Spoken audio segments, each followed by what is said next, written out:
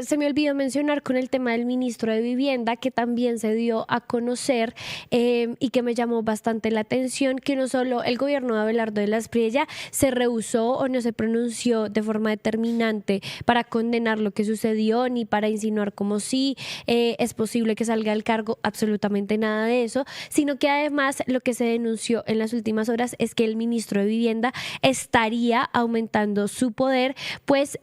fue elegido Richard Alexander Caicedo como presidente del ICETEX. Fue ayer radicado el decreto en el que se hace su nombramiento y uno dice como, bueno, pero ¿qué tiene que ver Richard Alexander Caicedo? Y es que Caicedo fue jefe de gobernanza de la alcaldía de Bucaramanga cuando Jaime Andrés Beltrán pues era alcalde, y además es una de las personas de mayor confianza del hoy ministro de Vivienda. Es este personaje el que llega hoy al ICETEX, una persona allegada al ministro de Vivienda, y entonces uno se dice como en lugar de recibir un castigo o al menos un regaño, recibe es un premio. Premios y más premios. Ayer hablábamos eso, que lo premiaron con... Ustedes titularon con eso, ¿no? Sí, y le dieron la dirección de este Fondo Milagro para la reconstrucción.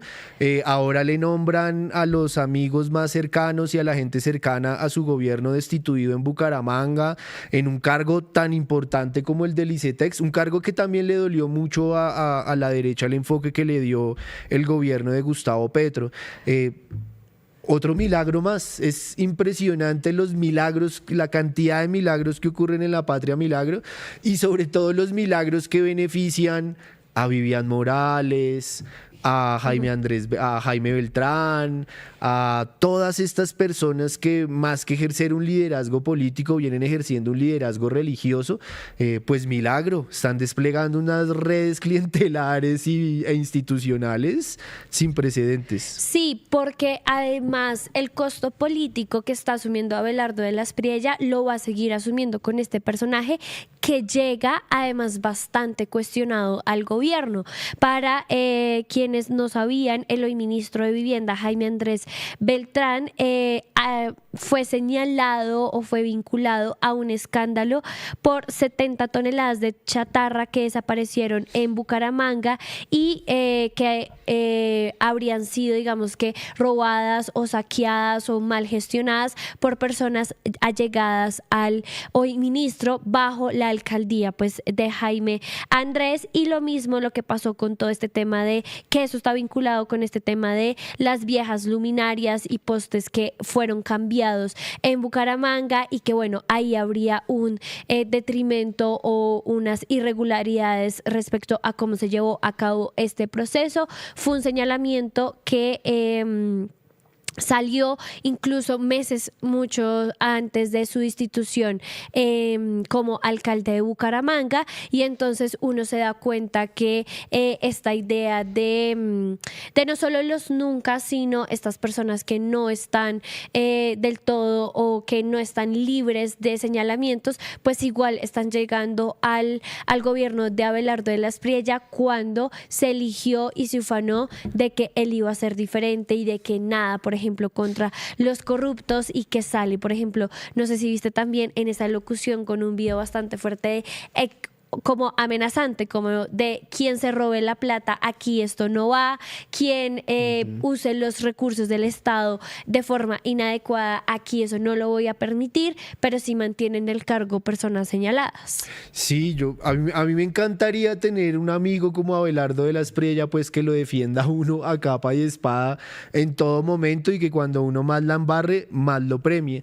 Y es que lo que cuentas es muy diciente y es muy asustador también para el futuro. Y es que esta persona, Beltrán, pues, digamos, si uno mira su trayectoria, si uno mira su hoja de vida, su formación, pues no es una persona evidentemente técnica, y tampoco, pues digamos que ha logrado brillar por la toma de decisiones cuando ha ocupado ciertos cargos como el de la alcaldía de Bucaramanga. Yo recuerdo particularmente este tipo absolutamente consagrado a luchar contra las ciclorrutas y las ciclovías en Bucaramanga. Una lucha que yo nunca entendí y que no solamente le pertenece a él, sino que también, por ejemplo, en España Vox, el partido de la ultraderecha, también tiene entre ceja y ceja el tema de las ciclorrutas, de las ciclovías, cosa que, insisto, no he entendido, pero eso, es un tipo que tiene ese tipo de banderas políticas. Es un tipo que tiene muy poco que mostrar en el tiempo que estuvo en la alcaldía, más allá de las investigaciones que tiene sobre el tema de la chatarra, que se perdió así mágicamente, 70 toneladas. Se perdió como si fuera tan fácil esconder 70 toneladas de chatarra en una ciudad tan pequeña como Bucaramanga, y que en realidad esta persona ha logrado su ascenso político, primero porque es un excelente relacionista público, es muy buen comunicador, pero sobre todo porque se ha pegado a la pata de su papá, que es un gran líder cultural, religioso, evangélico en el departamento de Santander, que sí es un tipo bastante cercano al poder político y económico de la región. Pues el tipo muy inteligente, eso sí, muy sagaz, ha aprovechado ahí los intersticios de la sombra de su padre para poder ejercer y armar su carrera,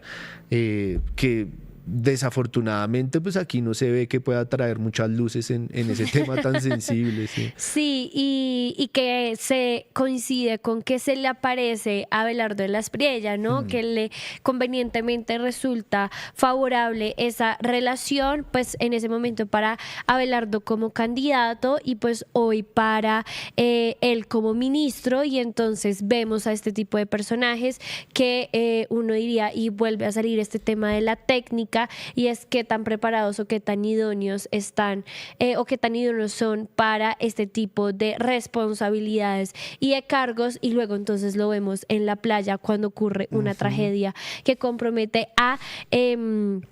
miles de personas en el país. Quiero traerles el último reporte de lo que está pasando en diferentes regiones del país, porque como les hemos recordado, pues este es un tema que continúa, es una tragedia que sucede en el largo plazo, y el último balance que nos da la UNGRD es que hasta el momento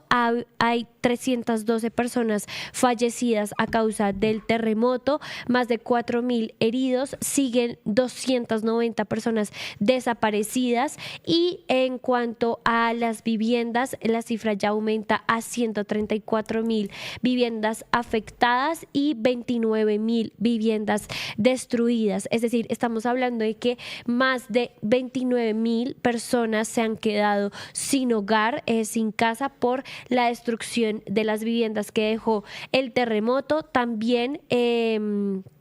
están 334 centros de salud afectados, más de 3.400 centros educativos y 4.000 centros comunitarios afectados. Sabemos también que Chocó sigue siendo una de las regiones que necesita más ayuda. Vi también unas denuncias muy fuertes de que en Pereira la situación estaba bastante complicada, y lo mismo en Buenaventura. Hablaba yo con unos amigos periodistas que han estado en Pereira, en Quibdó, en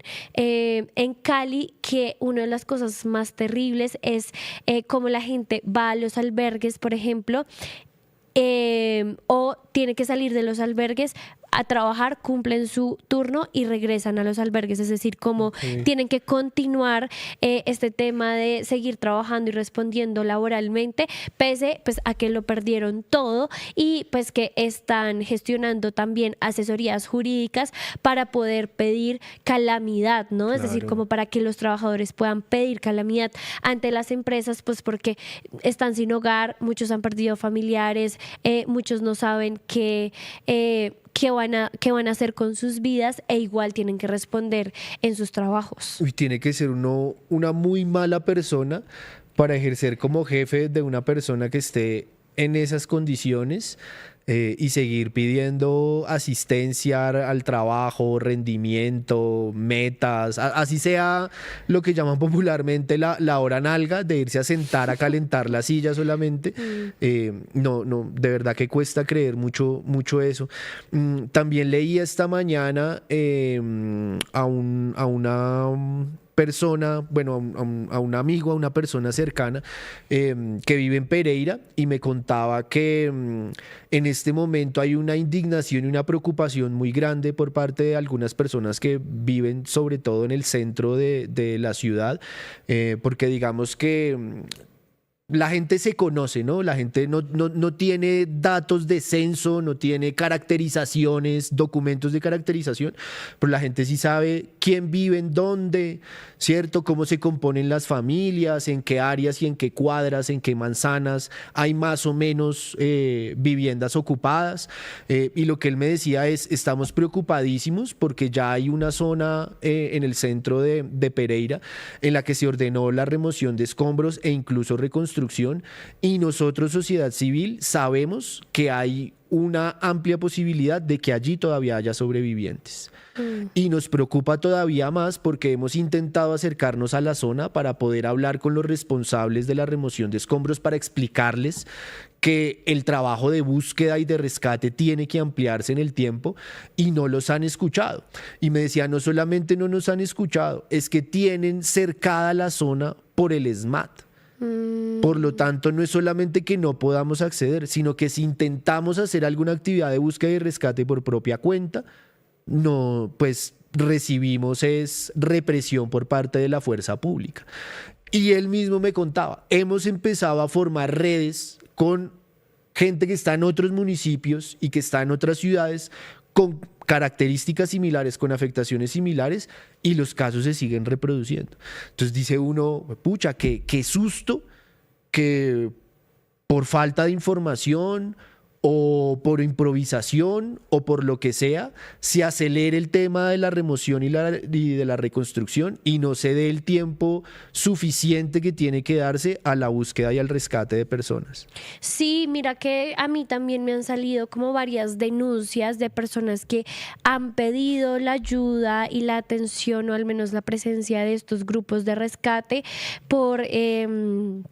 indicios que tienen de que podría haber personas con vida, y no les han respondido, y me parece grave. Es decir, Claro. creo que es un asunto bastante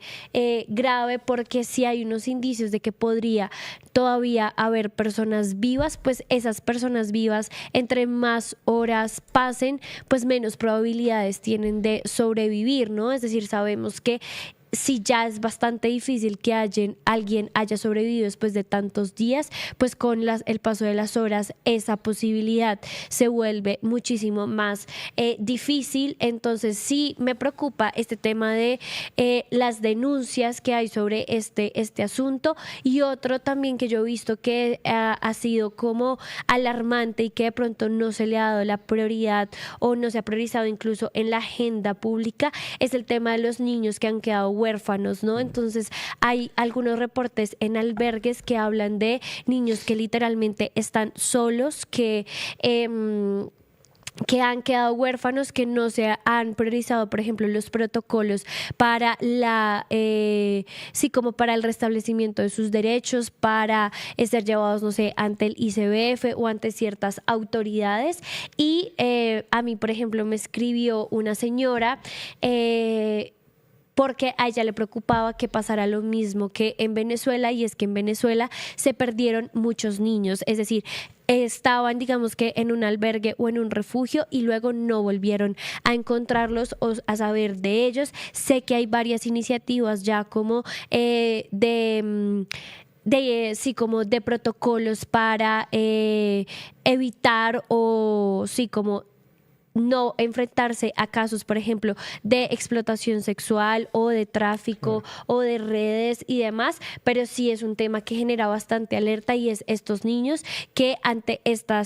tragedia pues han quedado solos o desamparados, y se requiere una ayuda institucional importante. Claro, además que aquí en Colombia hay dos antecedentes gravísimos en ese tema, ¿no? El primero, que tiene que ver con la avalancha de Armero,